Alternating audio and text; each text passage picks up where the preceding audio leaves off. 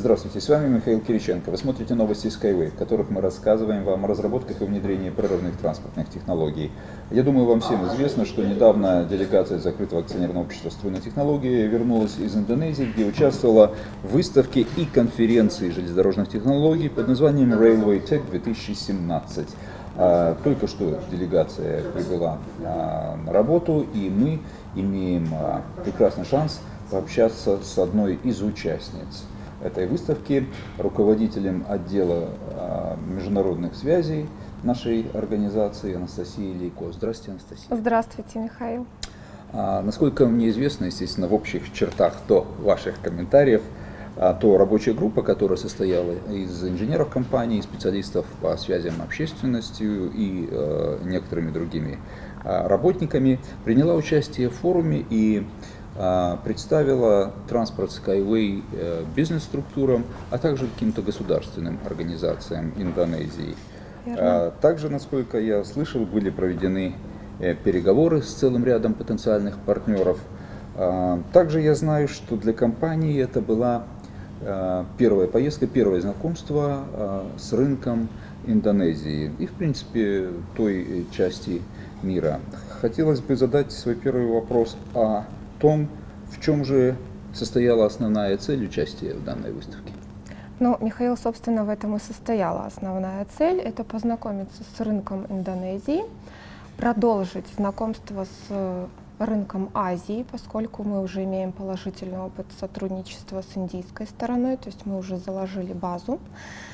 Вот. Ну и опять же изучить условия, природные условия, условия экономические в области транспорта Индонезии. Ну, в общем, я считаю, что своих целей мы достигли в рамках этой поездки. Хорошо, вот вы ознакомились с рынком, с этой страной, с регионом в целом. Насколько велика там потребность в тех услугах, которые и в той технологии, которую может предложить Skyway, и какова, в общем-то, емкость транспортного рынка Индонезии?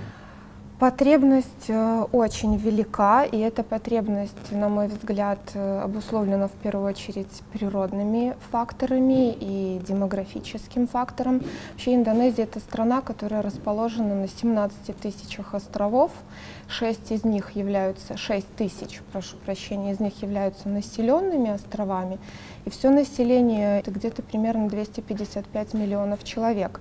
Только в Джакарте 10 миллионов человек и 12 миллионов автомобилей. То есть я думаю, что понятно. Между прочим, сообщение между этими островами, оно налажено, ну, естественно, хорошо уже в настоящее время, но острова связаны между собой в основном только морским и воздушным сообщением. То есть транспорт эстакадного типа, какой, в общем, мы можем предложить, он является достаточно актуальным и таким своевременным решением.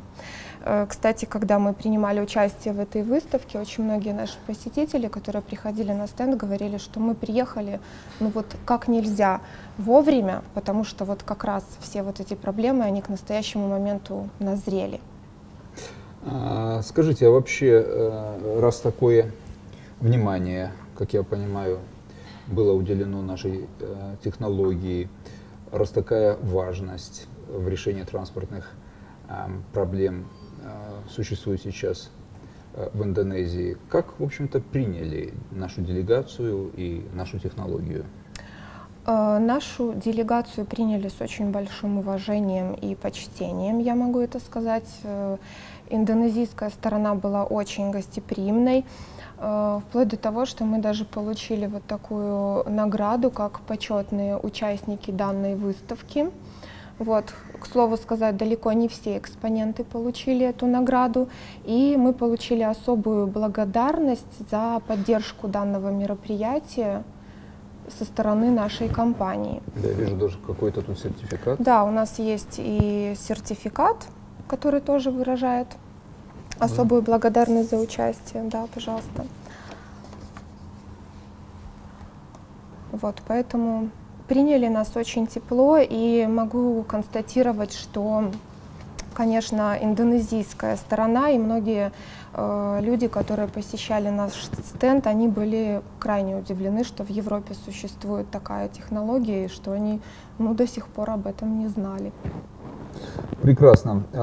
Хотелось бы вот какой вопрос задать. Мы вместе были с вами в Берлине на выставке «Иннотранс», которая, мне кажется, на данный момент была самой значимой среди всех тех международных форумов, на которых мы принимали участие. Вот в сравнении с ней, какой выдалась данная выставка и в чем-то может быть более значимой, в чем-то менее. Ну, сразу же понятно, что представительность была не такая, ибо здесь не было подвижного состава.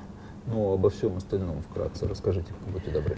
Ну, в общем, если сравнивать эти две выставки в разрезе сухих цифр, то я могу, конечно, сказать, что выставка выставка «Иннотранс» в Берлине, она превзошла по численности и посетителей, и по численности экспонентов в 10 раз. То есть констатирована точная цифра посетителей «Иннотранс», это примерно 145 тысяч человек. Выставку в Индонезии посетили 15 тысяч человек. Но она, на мой взгляд, явилась не менее важной для нас, потому что наш стенд посетило большое количество важных, ну и с точки зрения бизнеса, нужных нам людей. Например, среди них это представители Министерства энергетики и минеральных ресурсов. Вот, был советник министра, для него была проведена презентация, он достаточно хорошее мнение у него сложилось о технологии. Комитет национальной экономики, например, посетил наш стенд. Также посетил наш стенд посол Южной Африки в азиатском регионе. Вот. В третий день выставки, к слову сказать, презентация нашей технологии была проведена для руководителя Индонезийской транспортной ассоциации, транспортного общества. Вот. И уже на следующий день, на четвертый день выставки, руководитель этой ассоциации пришел со своей командой и с министром транспорта уже с конкретным предложением подписать соглашение о сотрудничестве. Подписали? В работе сейчас. То есть ведется работа над ним? Да, ведется работа. Прекрасно, очень приятно слышать все это. Но, насколько я знаю, при правильной организации участия в выставке, по ее итогам работы больше, чем до того, как она состоялась. То есть, если все хорошо как надо, наработано такое количество контактов для развития дальнейшего бизнеса или в данном случае нашей технологии, что, в общем-то, некогда головы поднять из-за работы. Расскажите, какие итоги выставки в том ключе, что появились какие-то новые направления, какие-то бизнес-контакты. То есть какие у вас планы на будущее у вашего подразделения? Вы совершенно правы, Михаил. Появилось большое количество контактов, и мы сейчас ведем очень активную работу по отработке каждого из контактов. Выполняем все свои обещания, высылаем всю информацию. Но и параллельно мы готовимся к еще одному событию, важному для нашей компании. Менее чем через месяц состоится выставка Smart Cities в городе Дели в Индии. Начало выставки